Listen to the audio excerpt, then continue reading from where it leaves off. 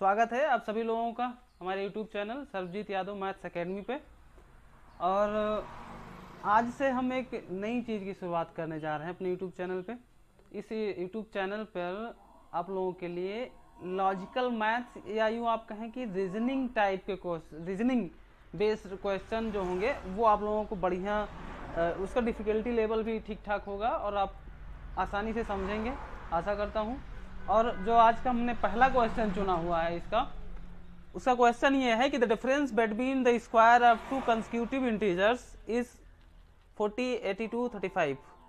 The sum of number is, या इसको हिंदी में ट्रांसलेट करेंगे तो दो क्रमागत पूर्णांकों के वर्गों का अंतर 40, 82, 35 है। इसको ऐसे पढ़ेंगे तो इकाई, दहाई, सैकड़ा, हजार, 10,000, लाख, 4,00,000, 8,235 पूर्णांकों का योग है। दो क्रमागत पूर्णांकों के वर्गों का अंतर दिया गया है और हमें पूर्णांकों का योग निकालना है। इस क्वेश्चन को हल करने के लिए अब सबसे पहले तो आप ये समझें कि इस जो हमारा की पॉइंट है इस क्वेश्चन का वो है क्रमागत, कंसेक्यूटिव इंटीजर्स। तो किसे कहते हैं हम क्रमागत, अभी उसको हम बाद में डिटेल में समझेंगे। और इसके लिए सवाल में क्या दिया गया है, the difference between the square of two consecutive integers. तो हम क्या करते हैं, मान लेते हैं लेट, ऐसा इंग्लिश में नहीं हिंदी में लिख देते हैं, चलिए ठीक है।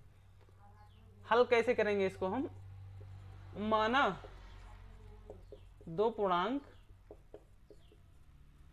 ए व बी है, या ऐसे लिख सकते हैं कि माना दो क्रमागत पूर्णांक, ऐसे भी लिख दे रहे हैं हम, माना दो क्रमागत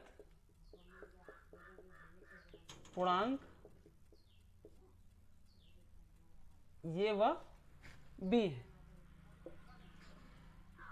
माना दो क्रमागत पूर्णांक ये और बी है।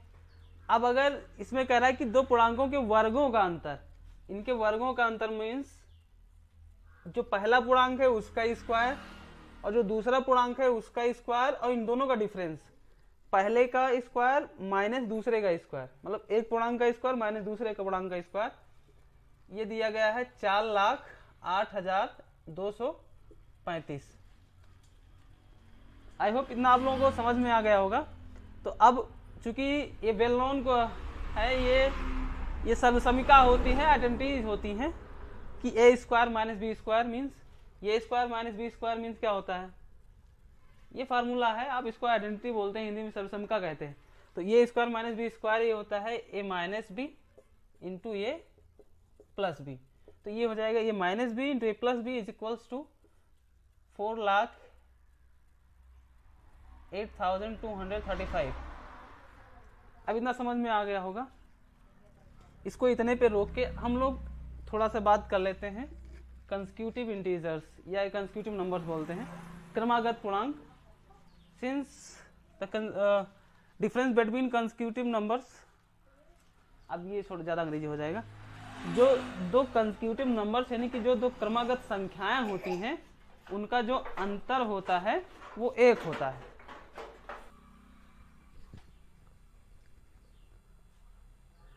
हम बात कर रहे थे कि अगर दो पूर्णांक हैं और वो क्रमागत हैं, या यूँ कहें कि दो कंसेक्यूटिव इंटीजर्स हैं या दो क्रमागत पूर्णांकों का जो अंतर होता है वो एक होता है। वो कैसे समझे, इससे पहले बात तो अगर हमसे कहें कि आप तीन क्रमागत संख्याएं या तीन क्रमागत पूर्णांक लिखिए, तो हम ऐसे लिख देते हैं 1, 2, 3, या ऐसे लिख दीजिए 4, 5, 6, ऐसे कुछ भी लिख सकते हैं। ये सभी क्या, ये तीनों क्रमागत हैं, ये भी क्रमागत है, आप ऐसे भी लिख सकते हैं। अगर ये क्रमागत हैं यानी कंसेक्यूटिव इंटीजर्स हैं, इसका मतलब ये हुआ कि इनका जो डिफरेंस है, दो क्रमागत संख्याओं का जो अंतर है वो एक होता है। 5 में से 4 घटाइए 1 आएगा, 6 में से 5 घटाएंगे 1 आएगा, 7 में से 6 घटाइएगा 1 आएगा।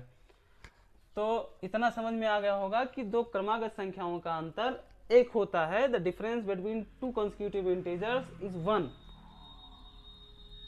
मतलब अगर यहाँ पे हमारे पास में दो कंसेक्यूटिव इंटीजर्स हैं, दो क्रमागत पूर्णांक हैं ये और बी, तो ये माइनस बी, मतलब ये में से बी घटाएंगे हम तो हमारे पास में क्या आएगा, 1 आएगा। इतना समझ में आ गया होगा।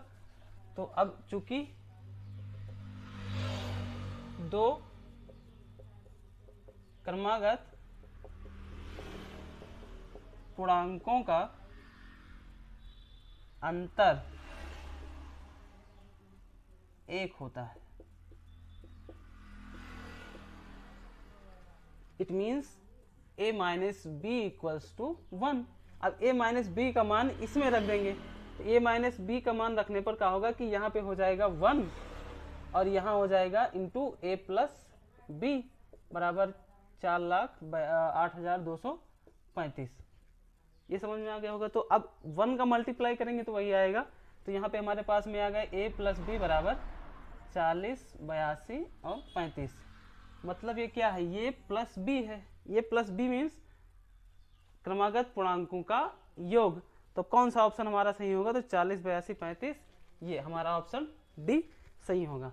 तो करेक्ट आंसर ऑप्शन हमारा कौन सा सही होगा, डी। आई होप समझ में आया होगा।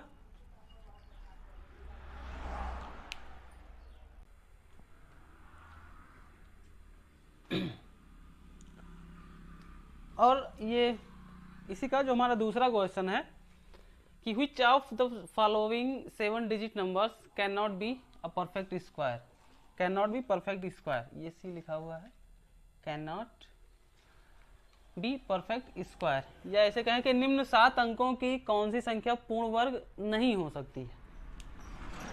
बड़ा इंटरेस्टिंग क्वेश्चन है, आप लोग जरा समझेंगे ध्यान से, इससे आपका एक कंसेप्ट बिल्ड होगा, एक आपका कंसेप्ट समझ में आएगा कि कैसे हम क्या कर सकते हैं। दिया गया है पहला जो नंबर है 4, 5 XYZ 2, 6 2, 6, फिर B है 2 XYZ 1, 7, 5 और C जो है XYZ 3, 3, 1, 0। इन तीनों संख्याओं में कौन सा एक पूर्ण वर्ग संख्या नहीं हो सकती है, या आप ऐसा कह सकते हैं कि कौन कौन सी पूर्ण वर्ग संख्याएं नहीं हैं या हो सकती हैं। अगर ये पूर्ण वर्ग संख्याएं कौन कौन नहीं हैं, क्या ये पूर्ण वर्ग संख्या नहीं हो सकती है, क्या ये हो सकती है या नहीं हो सकती है, ये बताना है हमें। तीनों संख्याओं में इसका ऑप्शन दिया गया only A, only B, only C and D all 3। अगर डी ऑल 3 दिया है इट मीन्स हमें तीनों चेक करने होंगे, ए, बी और सी कौन सी पूर्ण संख्या है और कौन सी पूर्ण संख्या नहीं है।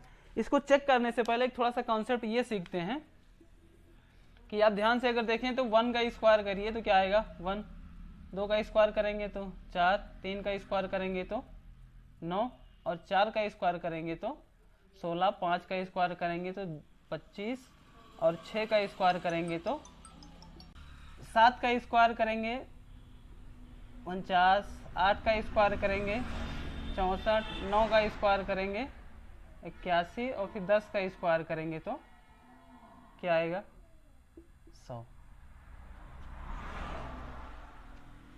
आप अगर ध्यान से अगर समझेंगे तो जितने भी इकाई के अंक पे स्थान हैं, आप किसी भी नंबर का स्क्वायर करेंगे मतलब एक वर्ग निकालेंगे उसका। आप ऐसे समझे कि 4 एक पूर्ण वर्ग संख्या है, इसका वर्गमूल 2 और 2 का वर्ग 4, ऐसे ही समझते ही होंगे। अगर आप ये सवाल समझने के लिए ट्राई कर रहे हैं तो आप ये इसका इतना तो समझ में आना ही चाहिए। तो जितने भी नंबर्स हैं किसी का भी अगर आप स्क्वायर निकालते हैं मतलब वर्ग निकालते हैं तो उसका जो यूनिट डिजिट होगा, यूनिट डिजिट का मतलब इकाई का नंबर होगा, इकाई का जो संख्या होगी, इकाई के स्थान पर इकाई की संख्या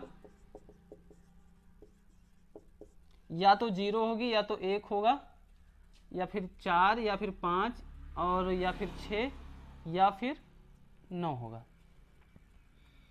इन्हीं नंबर्स में से कोई एक संख्या आपको मिलेगी जो कि इकाई के स्थान पर लिखी हुई मिलेगी। ये इतना आप समझ गए होंगे। तो फिर अगला एक कॉन्सेप्ट इसके लिए हम ये समझाना चाह रहे हैं कि आप इसको भी समझ लें, फिर बहुत ही अच्छे से समझ में आएगा ये भी कि इकाई के स्थान पर, इकाई मतलब यूनिट डिजिट पे क्या होगा, और दहाई मतलब टेंस के टेंस या टेंथ वाले पे डिजिट पे क्या होगा 0, 1 4 5 6 और 9, 0 1 4 5 6 और 9। अगर इकाई वाले स्थान पे 0 है तो ये पूरा का पूरा श्योर है, निश्चित है कि उस संख्या का अगर वो पूर्ण वर्ग है तो उसके दाहिने वाले स्थान पर 0 आएगा। आई होप इतना समझ में आ रहा होगा आप लोगों के। दाहिने वाले स्थान पे क्या आएगा? 0। अगर इकाई पे 0 है तो दाहिने पे भी 0 आएगा। किसी भी नंबर का आप निकाल के देख लीजिए। आप जैसे मान लीजिए 10 का निकालेंगे तो क्या आएगा? 100 आएगा। अगर 100 का निकालते हैं तो भी उतना ही आना है, इकाई दाहिने की जगह पे फिर आ गया। इतना समझ में आ गया होगा। तो अगर हम किसी भी नंबर का किसी भी ऐसी संख्या निकालें जिसके इकाई के स्थान पर अगर 1 आ जाए, मतलब समझ रहे हैं, इकाई के स्थान पर अगर 1 आ जाए तो जो दाहिने के स्थान पर होगा वो एक इवन नंबर होगा।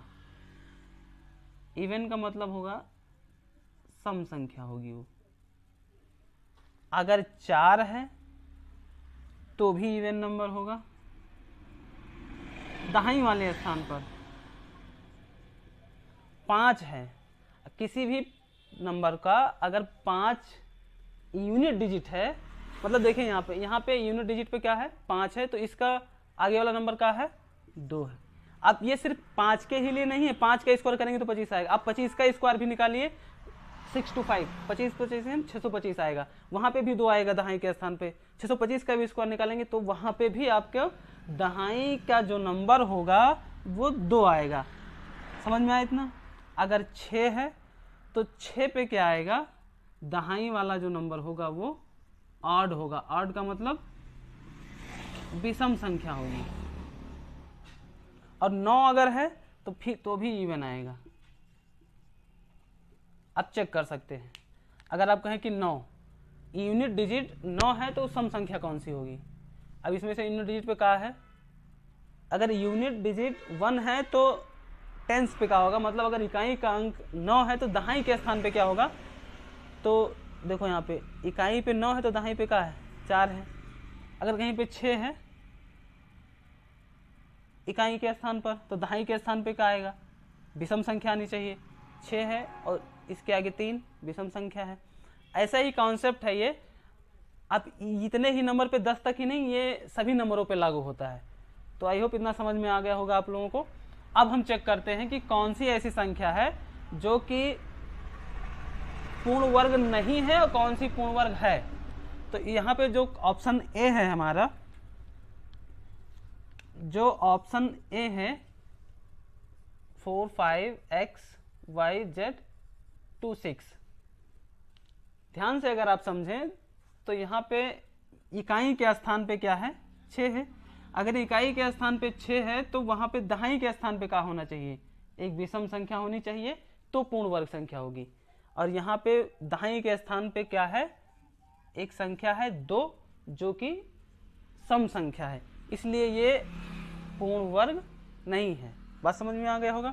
बी वाला, बी क्या है? 2x y z 175। अब चेक करिए कि अगर इकाई के स्थान पे 5 है, इकाई के स्थान पे 5 है तो दाहिने के स्थान पे क्या होना चाहिए? 2 होना चाहिए। यहाँ पे क्या है? 7 है, तो ये भी पूर्ण वर्ग संख्या नहीं है। सी वाला क्या है? सी है x y z 3 3 1 0। अगर 0 है तो दाहिने के स्थान पे भी 0 होना चाहिए, तो यहाँ पे 1 है, इट मीन्स ये भी पूर्ण वर्ग संख्या नहीं है। तो ये भी नहीं है, बी भी नहीं है और सी भी नहीं है। तो कौन कौन इसमें चारों में ऑप्शन कौन सा सही होगा? D, all 3 are not a perfect square.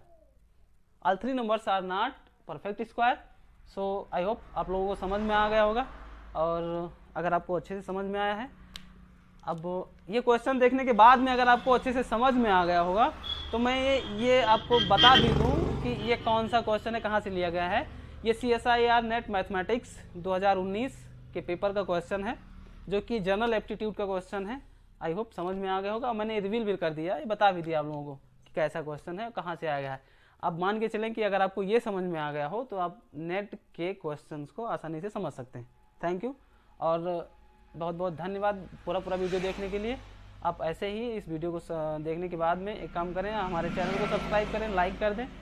अब आप इतना करते रहें और मैं आपके लिए नए नए क्वेश्चंस लाता रहूँगा। Thank you so much.